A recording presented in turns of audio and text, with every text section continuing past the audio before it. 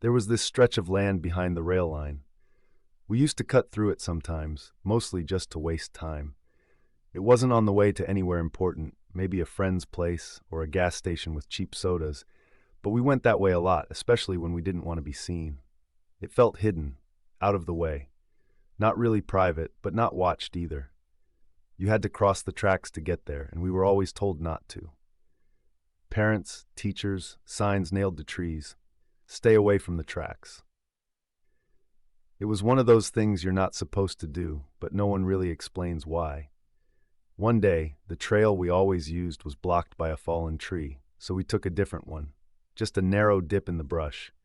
It looked too clean to be new, like it had been there a long time, but somehow never noticed. It curved steeply downward, and I remember thinking it felt like we were going underground, even though we weren't. At the bottom of the slope, there were buildings.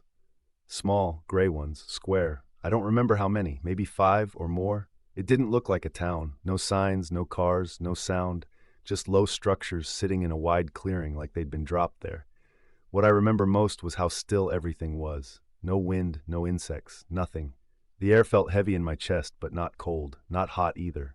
Just wrong. It was like the kind of silence that pushes on your ears. We got curious and walked up to one of the buildings. It had a metal door, the kind with no handle. One of us knocked. It wasn't my idea. I wanted to go back. We waited and waited. Just when we were about to turn around, the door cracked open. Not all the way. Just enough to see dark inside. No one stood there. At least I don't think anyone did. But I knew we were being watched.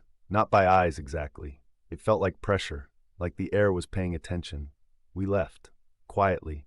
No one ran, but no one looked back either. We crossed the tracks and didn't say anything. I think we were afraid it would follow us if we talked about it too soon. That night, I heard tapping on the back window. Not the front door.